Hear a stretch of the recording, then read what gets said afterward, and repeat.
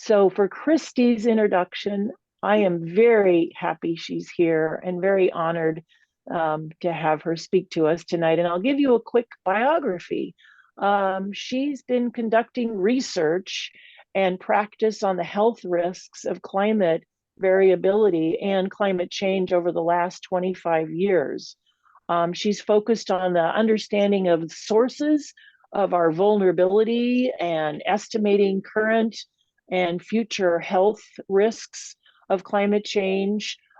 She's working on adaptation policies and measures that could reduce the risks, and estimating the health co-benefits of mitigation policies.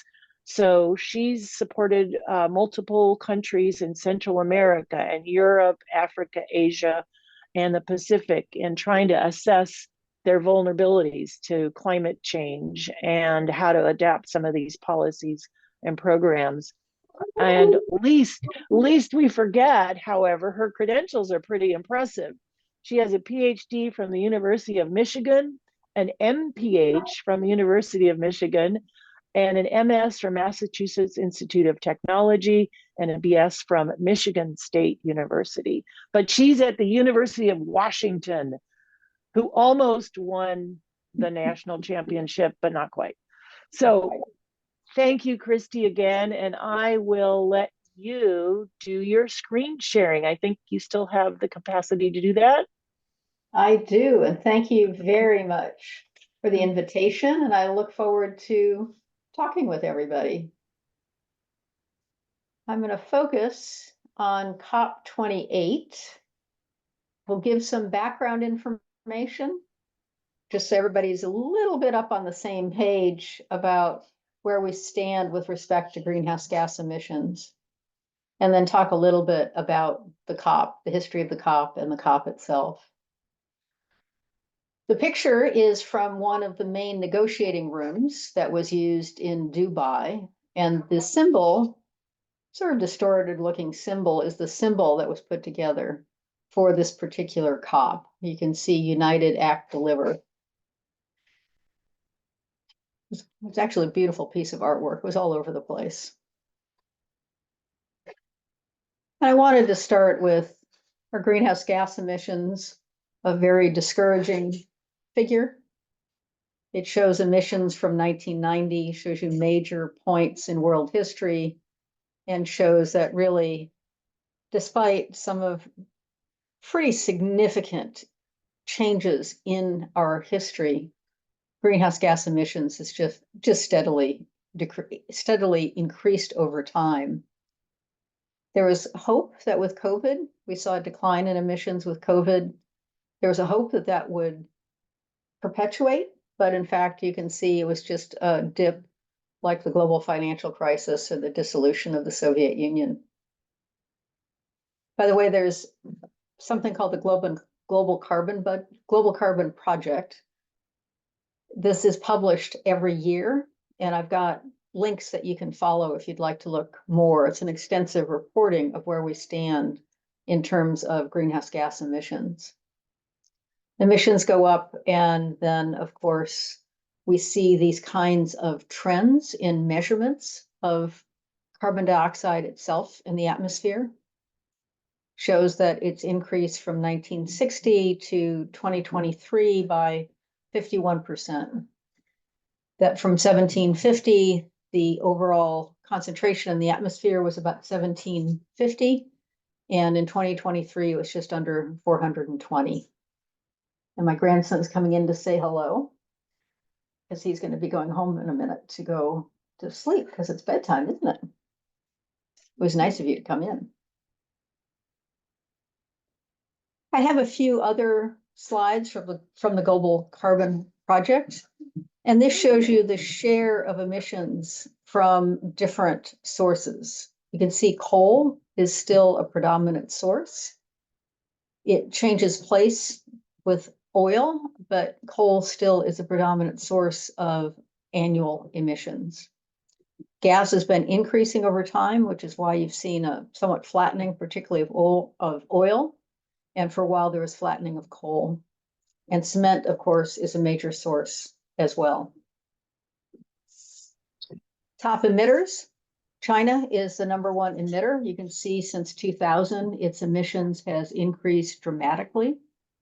For many years, China was building one coal-fired power plant a week, and that's had consequences for their emissions. They're now working hard to bring those emissions down. Overall, 6 emitters cover 67% of total emissions. So when we think about the emissions, we really need to think about a limited number of countries. The rest of the countries provide much lower emissions overall.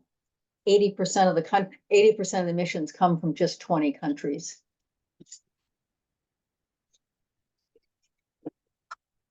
It's one thing to look at annual emissions, but from the perspective of what happens with our climate, we also need to look at the accumulated emissions.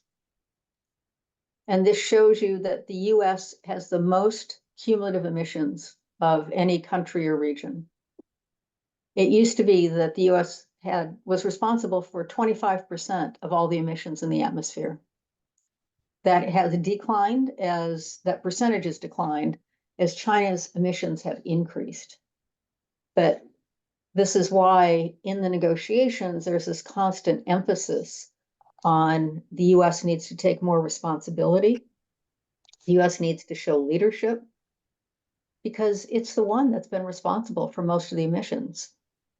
China is, as you can see, rapidly catching up, and there'll come a day in the future where China's emissions cumulatively will be more than the US. It's a little ways off, but it's going to happen. I put in this slide and the next slide just to illustrate the challenges of thinking about emissions. There is lots of tracking. There's tracking that's required on the United Nations Framework Conven-tion on climate change. Non-governmental organizations do significant tracking of greenhouse gas emissions. But it's a more complicated story. This shows you the flows from production to consumption. And you can see the very large arrow coming from China going to the US. And this is one of the arguments that you hear in the negotiations from particularly from China, of why should all those emissions be counted against us? We're just manufacturing stuff that you buy in the US and in Europe. And so there are lots of discussions of who is responsible for the consumption of the goods that are produced using greenhouse gas emissions. So that's part of the story. The other part of the story is the extraction to the location of the consumption. And you can see a different picture here. You can see that Australia extracts coal and sells it predominantly to China. A lot of the coal that they produce, it's on boats, goes straight to China. And so discussions in Australia about reducing greenhouse gas emissions means really cutting back on their coal industry, which means, of course, cutting jobs and losing the money that they make from selling coal to China. So you can just start thinking about the complexity of these discussions when it's about more than just the emissions. It's about extraction, consumption, production, and who does what and where do they all sell it to. And so it's quickly a variety of discussions around economic issues over and above just the production of greenhouse gases. You can also see on this figure how much the US is selling to Europe. So we extract shale oil kinds of issues, fracking. We produce a lot of oil and gas that then get sent to Europe more this last year than in earlier years because, of course, of what's going on in Ukraine. And this then ultimately is the challenge of how are we going to reach the Paris Agreement, which was to keep global warming below 2 degrees C above pre-industrial, aiming towards 1.5. This shows you the committed emissions because of the infrastructure we have right now. And you can see for oil, gas, and coal, the committed emissions take us almost to 2 degrees. We're above 1.5 for our extraction infrastructure and above 1.5 for the consuming infrastructure. This is why the discussions at the COP increasingly are about transformation, recognizing that we have infrastructure that has to be quickly modified, but these are stranded assets for businesses. Just illustrating how hard these discussions are, because hard choices are going to have to be made, and ultimately, some of this consumers are going to have to pay for. And that, of course, is not easy. It's never easy to say consumers are going to have to pay more to transform our infrastructure. But particularly right now, when there is so much inflation and so many challenges going on in the world, thinking about how it's going to be possible to have the financing to do so. This is an illustration then from the Global Carbon Project showing the carbon budget. There's been decades and decades of research understanding how carbon moves around the world. And from the research of looking how carbon flows from the emission, of course, of greenhouse gases, but more importantly, what happens with our ecosystems, what happens with our oceans, it's possible to track carbon molecules. And this research to do this is basically aiming at understanding this carbon budget. And while I've been talking, you can see for 1.5, 1.7, and 2, and this is just a 50% likelihood, that most of the available carbon budget has been consumed. There's not that much remaining. If the US and China continue on their current emission trajectory, all of that remaining budget is going to be used up within the next few years. And that's why the low and middle income countries have such a strong voice in the negotiations, saying that we have the right to develop. You developed using greenhouse gases. You can't really tell us not to use them, because at this moment in time, there isn't another way for us to develop. But we do have to find a way to develop our countries to become more resilient, more sustainable, and figure out how to do that without increasing emissions across countries. And so this is the picture that is shown regularly in the IPCC reports, in any report talking about what needs to be done to reach net zero. And you can see how drastically emissions have to decline. You can see for 1.5, we basically need to get to net zero before 2040. And that is a pretty short time period when you think about all of the infrastructure we currently have and how that's going to be shifted. Every year, the United Nations Environment Program puts out what's called the Adaptation Gap Report. And this is the key figure that comes out. This is one that came out just before the COP. And it looks at different scenarios and looks at what countries have committed to in their nationally determined contributions. One of the big shifts in negotiations over the history of the UNFCCC is the movement from the Kyoto Protocol, which said every country shall, and gave a number by which every country had to reduce emissions. That didn't go very well, and there's been few countries that have come close to reaching those targets that were set externally. To the Paris Agreement, where they have these nationally determined contributions, where each country came forward and said, here is what we can do to reduce emissions. And that's why they're called the nationally determined contributions. The intent is to ratchet these up over time. And in the UNEP report, the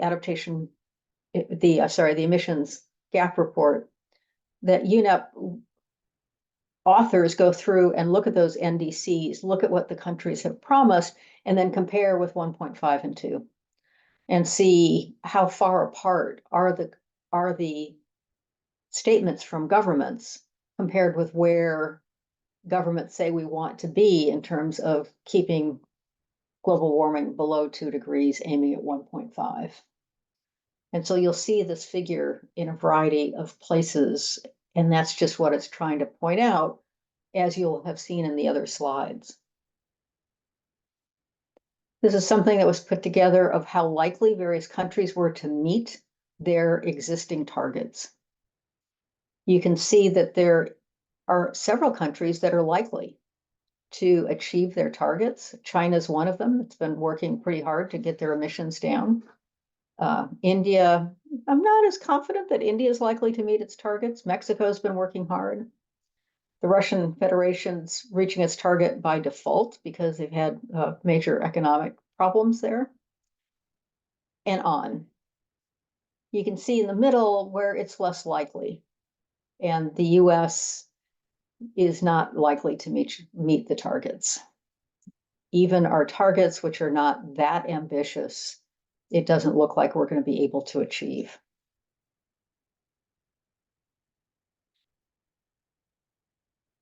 I want to see if I can move some of the stuff at the top so I can actually see my own slides.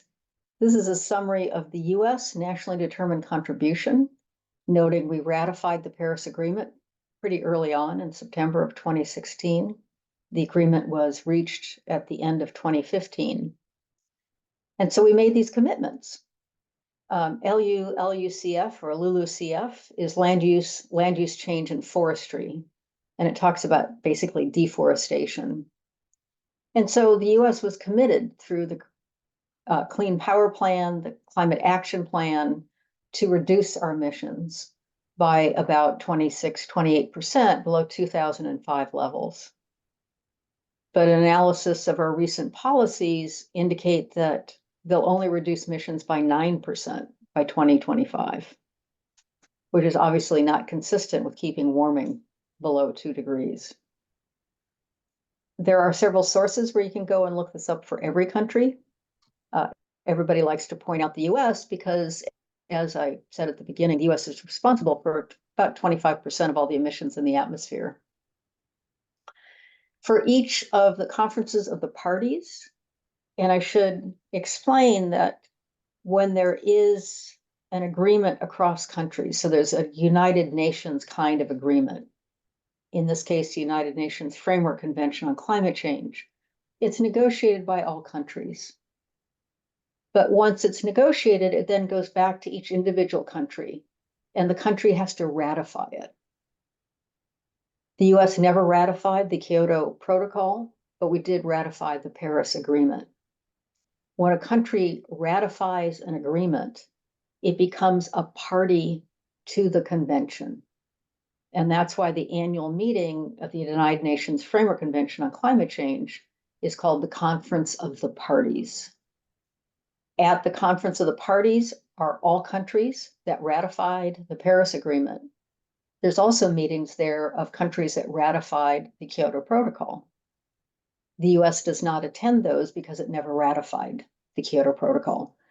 So it's a pretty complex set of, and I'll show you later, the complexity is pretty impressive of the kinds of negotiations that go on every year. And every year there's some kind of agreement that comes out. For the Paris Agreement, there was a work program that was finally agreed in COP24 in Poland. And so it's the Katowice Climate Package. And it talked about actually operationalizing the Paris Agreement. And so this shows the major negotiating threads are mitigation, reducing greenhouse gas emissions, adaptation, financial flows, technology, various modalities and guidelines. And then the Paris Agreement set up something that's called the Global Stocktake, which is a regular check-in of how countries are doing with respect to those nationally determined contributions. And in Dubai was the first global stocktake. And much of the negotiations in Dubai was around the global stocktake and how are countries doing and are they ratcheting up their emissions, which was the original vision of the Paris Agreement. In COP26, everybody met in Glasgow. It's a short summary about Glasgow. And you can see that there's various sessions that take place. I mentioned the Kyoto Protocol. There's other groups that meet that under the United Nations Framework Conven-tion on climate change is a subsidiary body for implementation and a subsidiary body for science and technology advice. And so both SBI and SBSTA meet every year as well.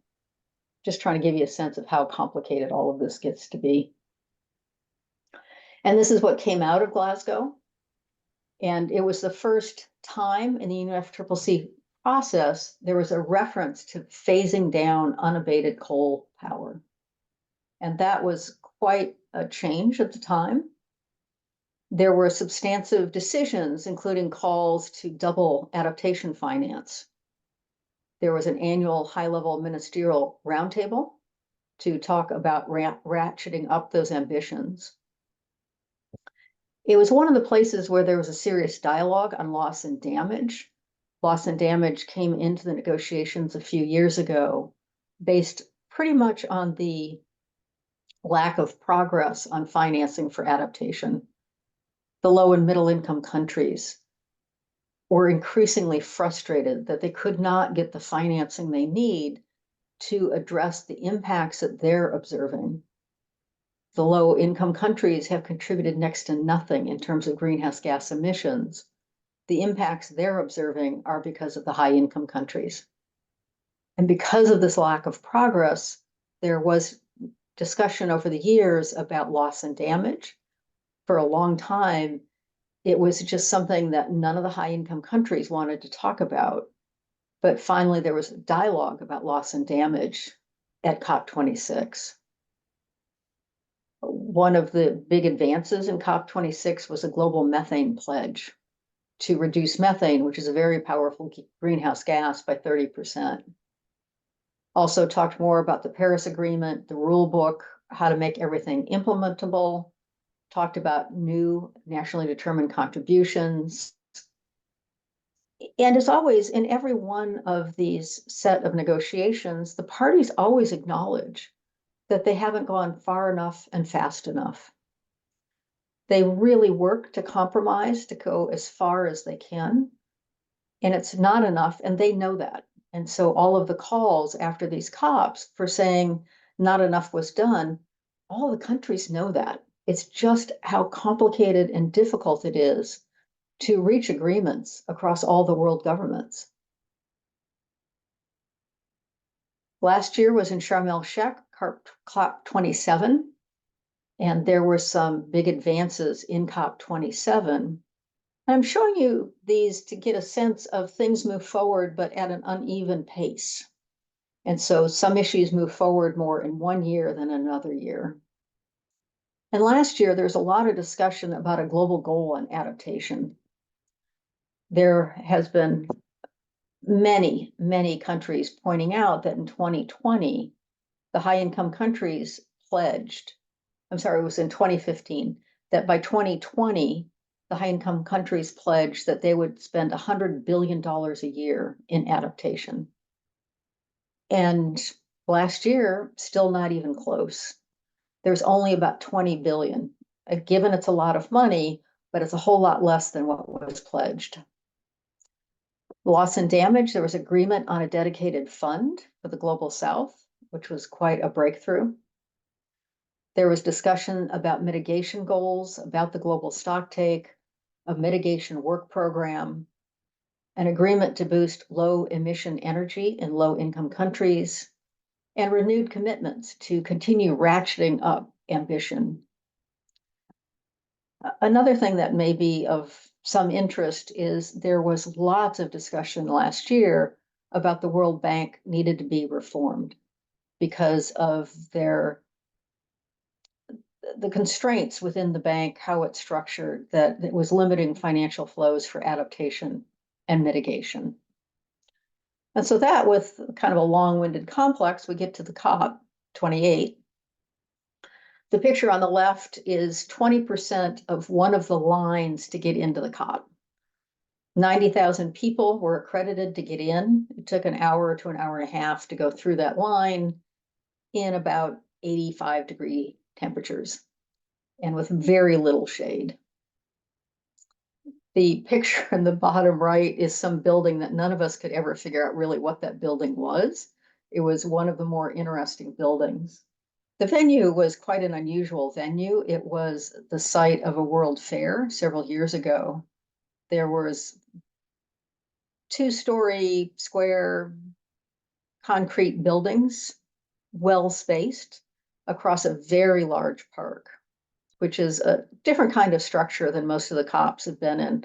Most of the COPs have been in venues that are more like our state fairs, where you have a couple of very large buildings, and within each of those buildings, you've got several dozen what are called pavilions, where civil society sets up. They're larger than booths. They really are pavilions where they have a series of talks going on all day long, where you can go and talk to somebody from the United Nations Development Program or the World Health Organization, World Resources Institute. There's always a lot of activity going on in these buildings. And it was very different this time because you were in very separate buildings and there was no obvious designation outside each building, what was inside of it. So you didn't have the same just wandering through, talking to people, discovering a presentation going on that was really quite interesting that you wanted to find out more. So it wasn't as conducive as other COPs have been to unintentional exchanges that often make the COPs really quite interesting. And then on the top right, there's a large dome that's in the middle of this complex, which I didn't realize until walking by one night. They had a light show every night. And so this is a light show going on inside this dome. I didn't get a good picture of the dome. It was hard with it so sunny to try and take good pictures without having a high quality camera, and I was just using my phone. So this is a dense summary of COP28. The first is nearly every country agreed to transition away from fossil fuels. And that was the first time that there was language in one of these agreements to transition away from fossil fuels. That was really quite an advance. Within the first couple hours of the COP launched a fund to pay for loss and damage. That happened much quicker than anybody expected. With years of discussion of loss and damage or years of avoiding talking about loss and damage, to suddenly have a fund. And so that was really quite an advance within the first day. There was 4 pillars set up for the negotiations: fast tracking a just, orderly, and equitable energy transition, fixing climate finance, focusing on people, lives, and livelihoods, and full inclusivity. And as you would have seen from the brief summaries of prior COPs, the progress on each one of these was pretty uneven. There was almost no progress on fixing climate finance. That just really didn't happen. There was negotiations, but there's so many other issues to negotiate on that it just didn't happen. There was progress made on the other ones.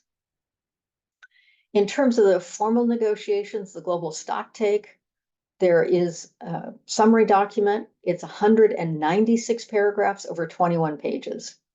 You can imagine all of the world governments negotiating on this. And by the way, all the documents that come out are by consensus. Every country has to agree to every word on the page. It's extensive, intensive, and frankly, it can be rather exhausting, day after day of negotiating on this text. But some progress was made on the global stocktake. I mentioned loss and damage. There was not much that went forward on adaptation. There was more advances made in earlier years on adaptation. So hopefully that'll be higher on the agenda next time. Mitigation, of course. Finance, I mentioned there was really little progress in fixing financial flows. And then there were some other issues as well. I can probably answer some general questions about those, but don't know about them in detail. And there was international pledges. Of the long list of the international pledges, methane was really quite a big deal. That there was, instead of basically a pledge to reduce methane emissions, there's a commitment to reduce methane. And that will make a big difference because it is such a powerful greenhouse gas. And all of this was in the context of understanding there's synergies and there's trade-offs. This is from the IPCC Working Group 3 report, just part of a table showing the different kinds of mitigation options in energy systems, agriculture, urban systems, and the trade-offs with sustainable development goals. And recognizing that as governments move forward on climate change, they have to do it in the context of moving towards sustainable development. So you can't move forward on reducing greenhouse gas emissions if you're going to harm health, for example, or if you're going to reduce access to safe water and clean sanitation. And so thinking in more detail about how to manage these synergies and trade-offs so that overall the actions that are taken will put us on a better pathway than what we've been on. I have 2 videos if you feel like being entertained, if they will run. The first is from a rapper who has a rap about the health benefits of mitigation policies and technologies.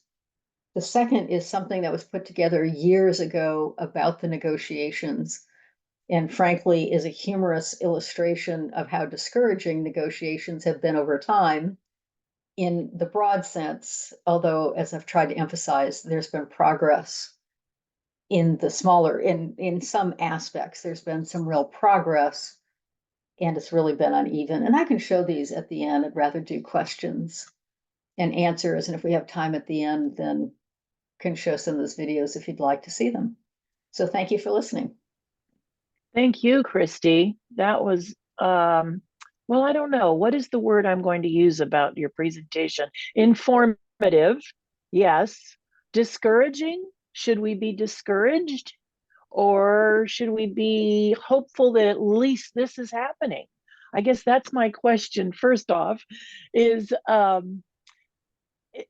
at least there is a world forum for this discussion. And can you give us an encouraging moment that you saw during the meetings that you attended? And many of the folks on this Zoom call have worked for state or federal agencies and negotiations, and so we understand the frustration sometimes that come with that. But can you give us a moment where you really felt that there was some change that had happened? First of all, it's important to not forget, and it's often not discussed, that no matter what happens with each individual country's government, every government shows up. No government gives up and walks away. They show up year after year after year. You can imagine across the different administrations we've had in the United States, some engage more, some engage less. They show up. And there's something to be said for everybody's there. Everybody recognizes this is an issue. Under different governments, there's different amounts that can be done, but everybody's there. The other is something that's just impossible to convey well, is that this was the biggest COP there's ever been. But at the COPs, you have the negotiators. The size of the negotiation team has increased dramatically over time. I can remember years when the low and middle income countries each sent 1 negotiator. The Brazil delegation was over 3,000 people. Many countries had delegations that were over 1,500 people. The delegations were huge. So this big increase is not entirely from civil society. A lot of it's from the negotiating teams. On the side of civil society, you have people who are very committed to climate change from all perspectives, agriculture, water, whatever perspective you want. They're very committed to it. And it's a chance to come to a meeting where there's 50,000, 60,000 people who care about climate change. And so the overall energy of these meetings is really high. People are excited, they're enthusiastic, they get to see people they see once a year that they've become friends with. They become really good colleagues with people who are working on the same issue from different countries.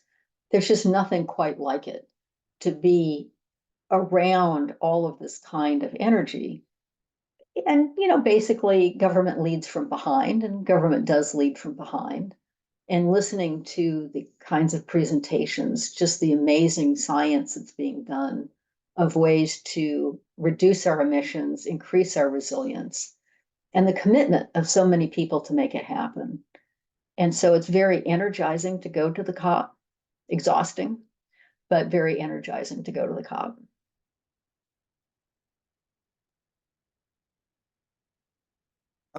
I'll go ahead and Yeah. start with a few questions that came in through the chat, and I'll urge folks as well to type more questions into the chat. So the first question that I saw in the chat was from Jim Lazar, I think referring to one of your early graphs there. He is curious if the gas emissions on that graph from combustion are just from combustion, or do they include the aspects of methane leakage in that number? And I know you talked a lot about methane. It's a good question. I don't know. Okay.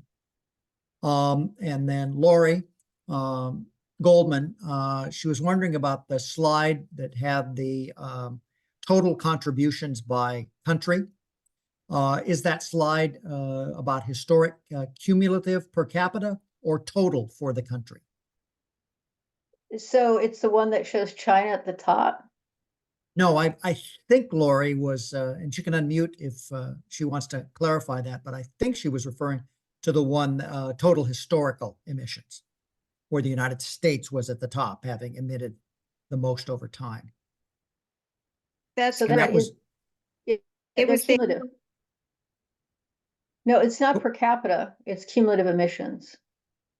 I didn't even get into that. There's so many different ways to look at emissions. It's very confusing and very complex. So it is total cumulative emissions. For years, the US calculated our emissions per capita because it made it look better, but it didn't really hide the fact that our cumulative emissions are more than everybody else's. Lori, why don't you go ahead? I think you had a second question. I don't remember what my other question Oh, was. you were wondering about some data on the flows related to the two maps that showed the flows. I think had 2011 data, and you were wondering if there was anything more current than something that was. They were just really old data, and I was just thinking that it's probably changed quite a bit since 2011, and I was just wondering if there was anything more current, because it's bad, but I think it's worse now. I'd be surprised if it's changed significantly, but no, there's nothing more current than that. The next question is from David Lotzi. Can you talk about the role that oil and coal companies play at COP? It's not just oil and coal. One of the members of the Brazil delegation is head of their major meat company, and he came to the COP with a message that meat's good for the environment. It's one of the issues around being inclusive. There's lots of controversy about the head of COP28, head of the national oil company for UAE. And I will say that he did what he promised he would do, which he got industry to the table in ways they haven't in the past. And yes, oil and gas is there. They lobby just like everybody else. There was a very large contingent of people from health. There was the first health day ever, which is very, very exciting. And people are talking to the negotiators about why it's important to make sure there's investments in adaptation, why we have to make sure that we mitigate for our health and for our well-being. So everybody's there for the same purpose of putting forward what they think are important issues. Somebody noted there was over 2,000 lobbyists. There's 90,000 people there. So it was not a big fraction of the people who were there. And in years past, you could go by where there was booths where people were more focused on industry, oil and gas kind of issues. Everybody's there. There's people talking about oceans. So they're there for the same purpose as everybody else. Some of those companies understand that they need to transition away. Saudi Arabia understands they have to transition away from fossil fuels. They want to delay the transition so they can make as much money as possible in the meantime, which is not that much different from how the tobacco industry was when they saw the fact that they were going to face regulation. They spent years trying to delay that regulation so that they could make as much money as they could. You know, everybody's aware of it. It's not nefarious in the sense that somebody's showing up and trying to do something really behind the scenes. It's pretty obvious what's going on. Jim has kind of a long question here. Jim, why don't you just unmute and ask your question directly? Once upon a time, long ago, we were spouting a mantra of 80% reduction below 1990 emissions by 2050. Yeah, I think that was maybe Rio in origin. Is there a new simple metric that we should substitute for that in our dialogue? From the graphic, I thought those might have been net zero by 2050 for 1.5 and net zero by 2080 for 2.0. You're right. Net zero is the current topic with industry, governments, you know, city governments, regional governments, national governments talking about reaching net zero. There's a big effort to reach net zero in the UK. Questions about whether it's going to achieve it, but there's a lot of aiming towards net zero. I'm not an actual expert in mitigation. I can talk about it to some extent. There were some pretty interesting presentations that I attended about net zero, recognizing the low and middle income countries have got a long way to go in terms of development. And looking at the high income countries, and if a few countries like the US and China really were much more proactive, much more aggressive in reducing their emissions, it would give more space for the low and middle income countries to be able to complete their development processes and move to much more renewable energy kinds of situations so that we could be in a more sustainable world. So lots of interesting research gets presented on different ways of achieving net zero, different technologies, different possibilities. I guess I'll take the privilege as the question person to ask a question, if I might. And that is, can you talk a little bit about kind of how the United States is viewed in all of this, given our political volatility relative to climate? You know, the Bush administration failing to get the Kyoto Protocol ratified, the Trump administration withdrawing from Paris, the current administration moving forward with some pretty surprisingly remarkable financial incentives towards that, with the IRA and the Infrastructure Act as well. How are we seen as an actor or a credible party in these discussions? The US has to take leadership. That's why I showed some of the slides at the beginning. And there's no country that's been completely stable over a long period of time unless it's authoritarian regime. And so the countries have sympathy for what we go through. They're also very pragmatic. One part of the Paris Agreement that is interesting to discuss is that as part of the Paris Agreement, there was language about withdrawing from the Paris Agreement. And what was negotiated is that a country could notify that they wanted to withdraw from the Paris Agreement, but the withdrawal would not be effective for 4 years. Name any other country that elects their president, their prime minister, every 4 years, right?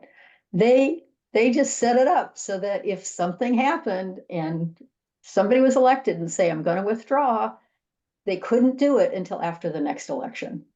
So very pragmatic on the part of the world government to take into account that, yes, things happen in different countries, and yes, we have to put in the flexibility for that.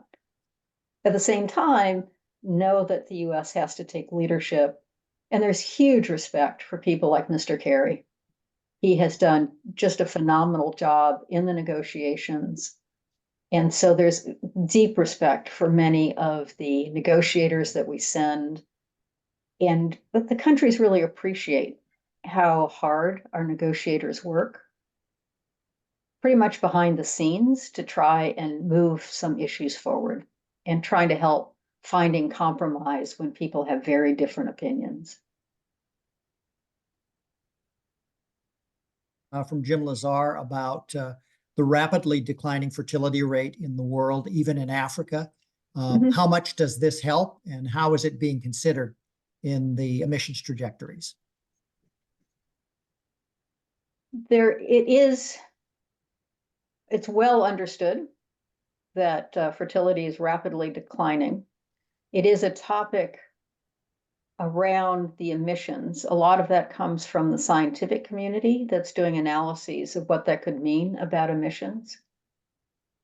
It's not totally straightforward that many of the analyses that have been done assume a life expectancy of about 85 for women and 83 for men. But look at Japan and look at how long people are living in Japan. And so it's both that fertility is declining, but also that people are living a lot longer than what the models have said. And so trying to adjust those models, there's some new numbers that are coming out quite soon.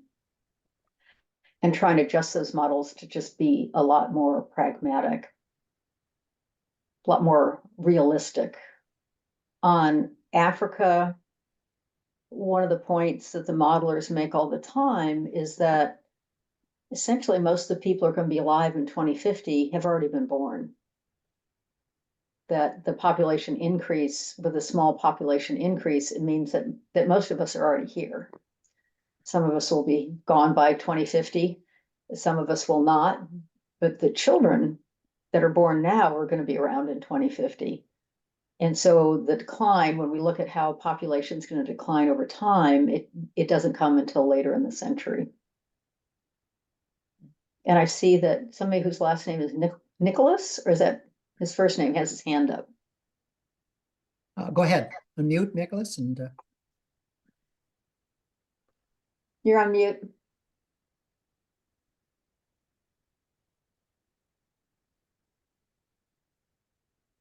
You don't look like you're on mute, but we can't hear you. I think You're his off? screen froze. Oh, yes. maybe he had to turn off his video so he could ask his question. Nicholas, can you hear us? We can't Can't hear hear you. you. Okay, just type your question in the chat. There you go. And Sorry I think there about was that. another. Yeah. Yeah. So another question was, is nuclear disarmament ever discussed at the COP? Not to my knowledge. It may have been, but that's not the purpose of the discussions. There's other UN conventions that focus on nuclear disarmament.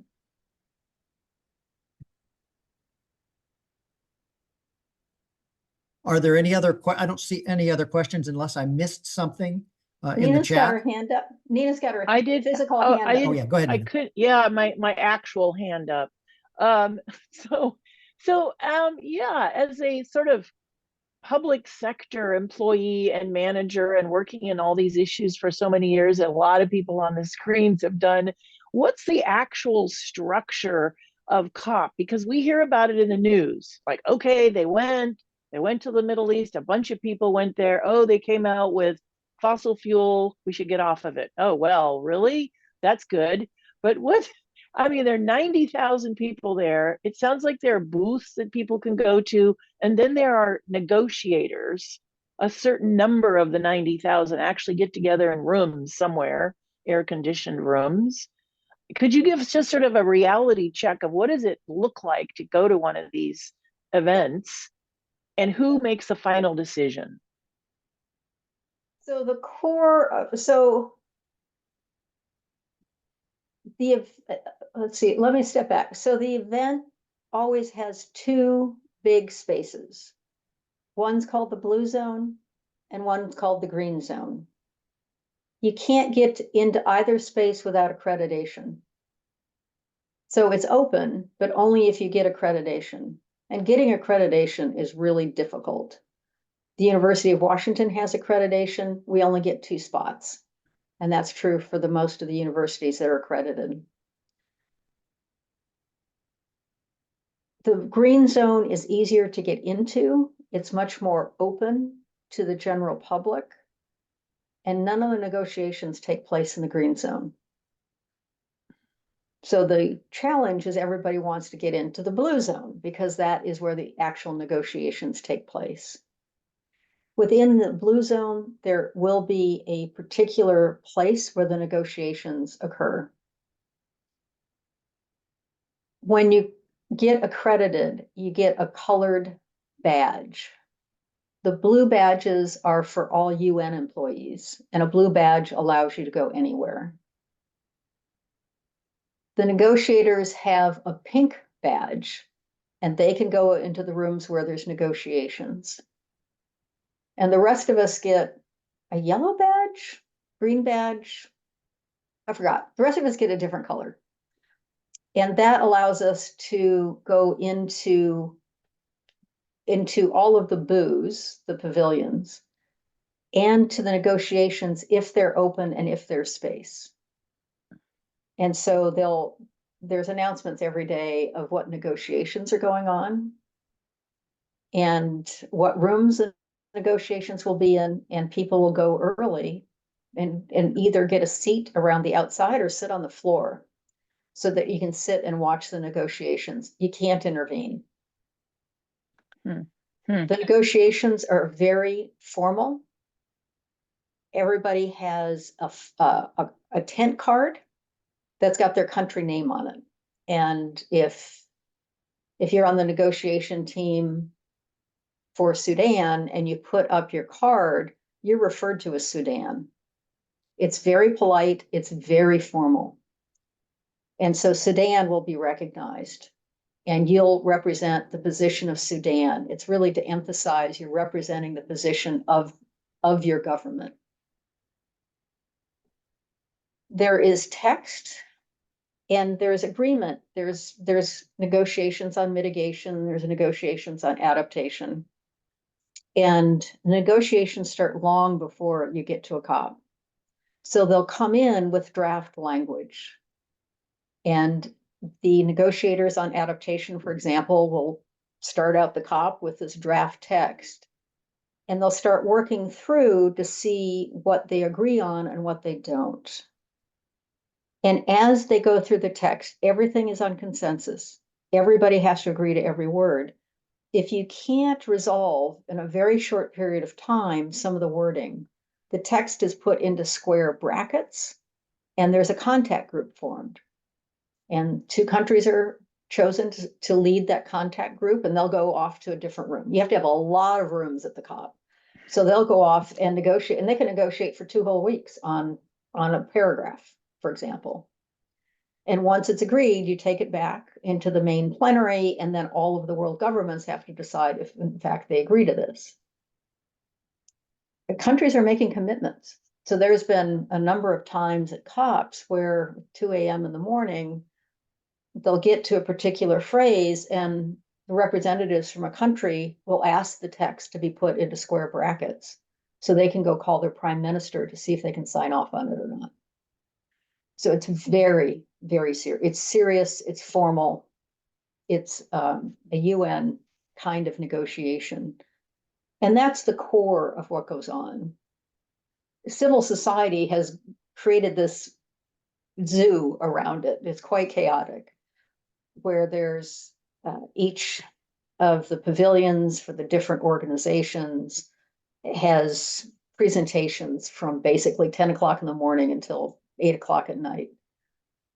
And the purpose is you're trying to draw in some of the members of the negotiating team because you want to inform them about particular issues. In health, we want to inform them about the health benefits of mitigation policies. So you can go meet with negotiators individually, but you also put on these what are called side events. And the negotiating team will go to various side events to get themselves informed about issues. The IPCC always has lots of events going on to inform everybody about what it says in those reports. And so you have this mix in each of these pavilions of members of the negotiating team and then scientists, NGOs, advocates, and others who've come to the COP. And all of this is trying to interact to help inform the negotiations. Each country has a room with its name on it, and you can go at any time and knock on the door of that room and see if anybody's in there. Often they're not, but sometimes they are, and you can go and see and make an appointment and talk to some of the negotiators. So there's constant discussions as new text is released, and there'll be an announcement that they've got new text, and the new text will be put up on a website, and everybody will go and download it. And there'll be no internet access for an hour while everybody's sitting there downloading the new text, poring over the new text, and then thinking about which countries they want to talk with about really support what you said, but why don't you say it this way? And so trying to come up with a document that will move forward on multiple fronts simultaneously. And I don't know if that helps, but it is Well, complex. Yeah, it is, Kristie. And there's also something that maybe some folks on this Zoom call would find interesting as they're in graduate programs or in universities trying to affect climate change, maybe taking courses on negotiations and diplomatic skills, as well as environmental studies. But it's a negotiated agreements takes a different kind of training than many people are exposed to. So I think I'll turn it back over to Tony because there's another question from Nicholas that he wrote in. There are a few more questions. And Yeah. Chris, if you're willing to hang on for a while and answer a few more questions. Nicholas's question is, in all of the classes we have examined carbon capture methods versus old growth forests. Old growth forests always come out on top in terms of amount of carbon captured and energy required. I see that forestry is discussed. How did countries commit to preserving our old growth forests? It's a great question.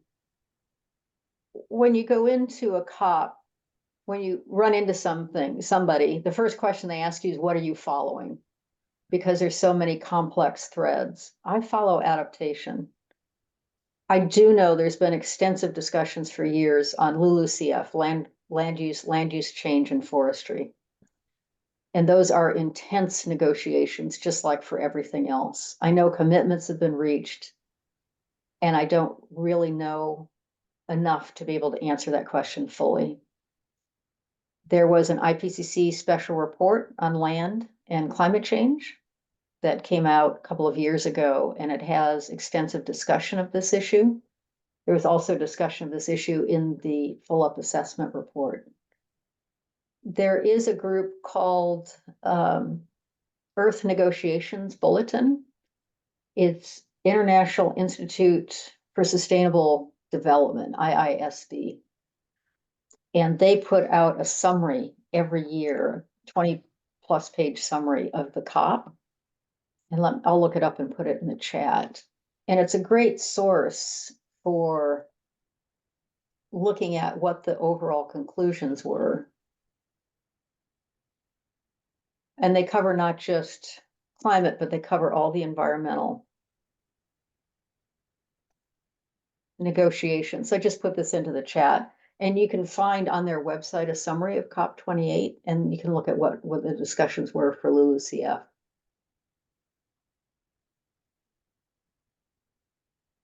Okay. Another question is, has anyone studied, this is from Credentials, anyone studied the climate effects of warfare and the training and preparation armed forces undertake? Are there thoughts to be small, or are these thought to be small or large contributors? I know there's been lots of research on this. I just don't know enough about it to talk about it. But yes, there's been a lot of research on this. There's been research on just about anything you can think of around climate change and looking at the various contributions.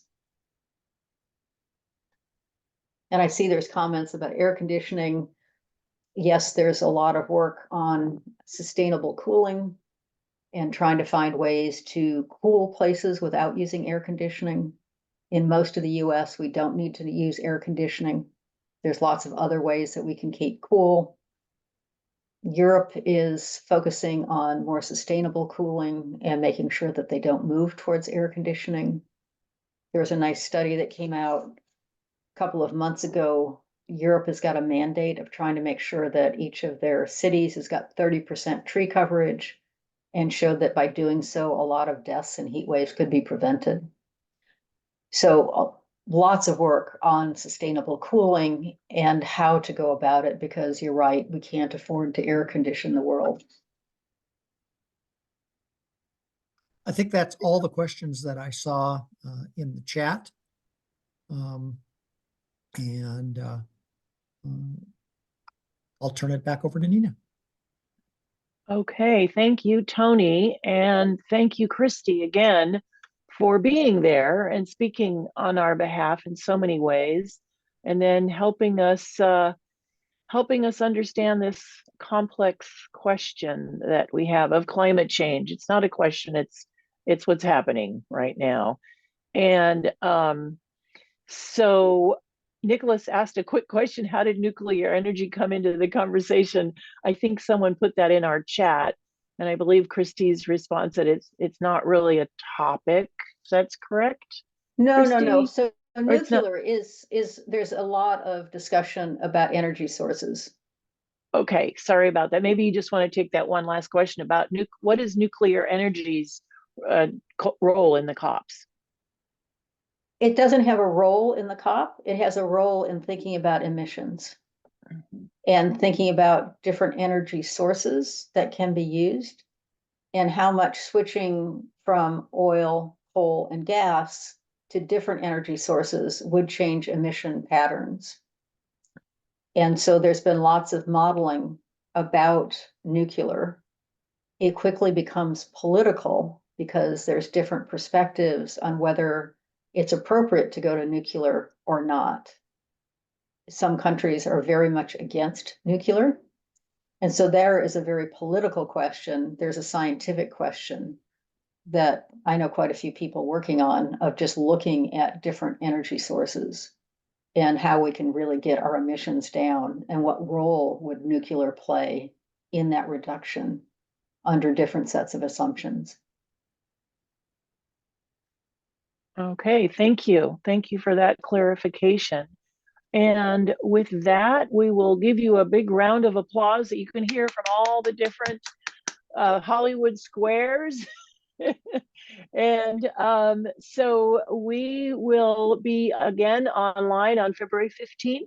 And Kristie, we hope to see you in person again too someday, maybe in a summer month or a spring month. So that would be great. Thank you. Yeah, not this Yes. time of year. No, Not no, no. this time of year. That's Yeah. right. Thank you all for joining, and we will see you again in about a month, February 15th. Thanks again, Kristie. Bye-bye. Thanks, everybody. All right. Good night.